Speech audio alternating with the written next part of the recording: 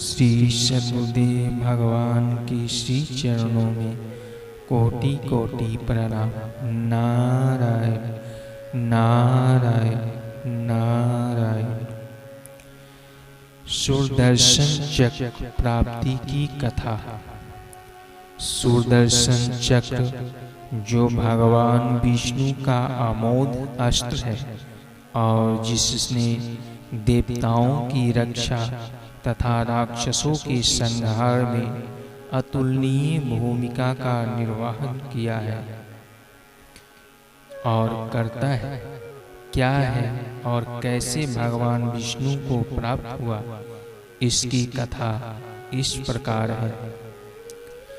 प्राचीन काल में वेद वेदांग में प्रांगत एक गृहस्थ ब्राह्मण थे जिनका नाम था वीतमन्यु।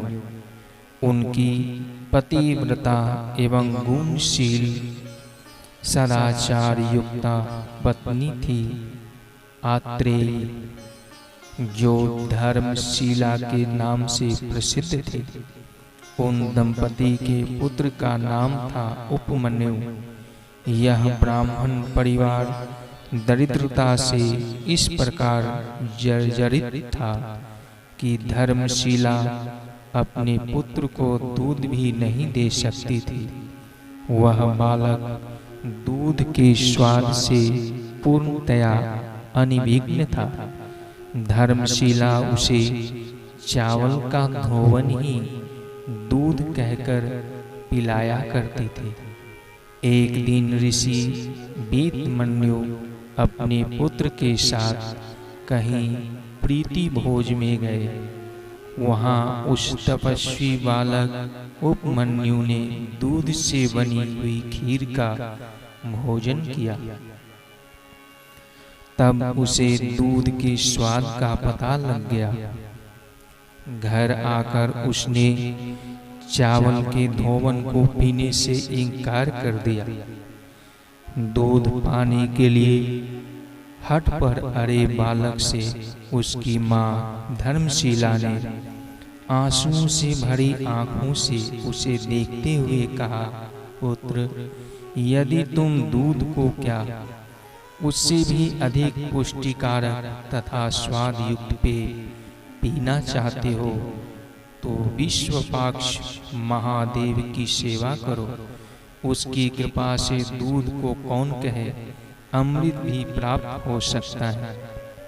उपमन्यु ने अपनी माँ से पूछा, माता, आप जिन विश्वपाक्ष भगवान की सेवा पूजा करने की कह रही हैं, वे कौन हैं? धर्मशीला ने विश्वपाक्ष भगवान की कथा कहते हुए अपने पुत्र को बताया कि प्राचीन काल में श्री दामा नाम से विख्यात एक महान असुर राज्य था। उसने सारे संसार को अपनी अधीन करके लक्ष्मी को भी अपने वश में कर लिया। उसके यश और प्रताप से तीनों लोग श्रीहीन हो गए। उसका मन इतना बढ़ गया कि वह भगवान विष्णु के श्री वत्स को ही छीन लेने की योजना बनाने लगा। उस महाबलशाली असुर की इस दूषित मनोभावना को जानकर उसे मारने की इच्छा से भगवान विष्णु महेश्वर के पास गए। उस समय योग मूर्ति महेश्वर हिमालय की ऊंची चोटी पर योग मग्न थे। तब भगवान विष्णु जगन्नाथ के पास जाकर 1000 वर्ष तक पैर के अंगूठे पर खड़े रहकर पर ब्रह्मा की उपासना करते रहे।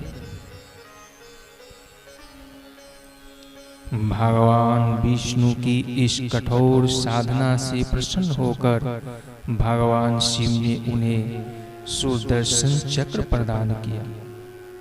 उन्होंने सुदर्शन चक्र को देते हुए भगवान विष्णु से कहा, देवेश, यह सुदर्शन नाम का श्रेष्ठ आयुध 12 आरोह 6 नाभियों एवं 2 युगों से युक्त तीव्र गतिशील और समस्त आयुधों का नाश करने वाला, सज्जनों की रक्षा करने के लिए इसके आरोह में देवता, राशियां, ऋतुएं, अग्नि, सोम, मित्र, वरुण, शचीपति, इंद्र,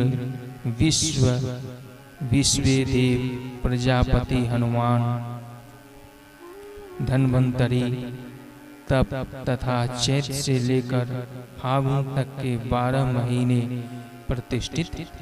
विभो, आप इसे लेकर निर्भीक होकर शत्रुओं का संहार करें। शिव जी की यह बात सुनकर भगवान विष्णु ने कहा, शंभो, मुझे यह कैसे मालूम होगा कि यह अस्त्र अमोघ है? विभो, यदि यह अस्त्र आपको प्रभावित कर सके तो मैं इसे अमोघ और निरंतर गतिशील मानूंगा। यदि आप आज्ञा दें तो इसकी परीक्षा करने के लिए मैं इसका प्रयोग आप पर ही करूं। शिव जी ने कहा, यदि आप ऐसा सोचते हैं तो आप निश्चिंत होकर इसे मेरे ऊपर चलाइए और इसकी परीक्षा कर लीजिए। भगवान विष्णु ने जब सुदर्शन चक्र का प्रयोग शिवजी पर किया तो अजर अमर शिवजी भी 3 खंडों में कट गए। इन 3 खंडों के नाम पड़े विश्ववेश, यज्ञेश तथा यज्ञ याजक। शिवजी को 3 खंड में कटा देखकर भगवान विष्णु लज्जित हो गए और वे बार बार सदा शिव को प्रणाम करने लगे। भगवान विष्णु की यह दशा देखकर सदा शिव बोले, महाबाहो, चक्र की नीम ही द्वारा मेरा यह प्रकृति विकार भी काटा गया है। मैं और मेरा स्वभाव तो छत नहीं हुआ, यह तो सर्वथा अच्छेद तथा अध्याय है। केशव, आज से मेरा एक अंश हिरण्याक्ष, दूसरा स्वर्णाक्ष और तीसरा विश्वपाक्ष के नाम से जाना जाएगा। ये मेरे तीनों अंश आराधना से महान पुण्य प्रदान करने वाले होंगे। विभो, आप उठे और उस असुर का वध कर डाले।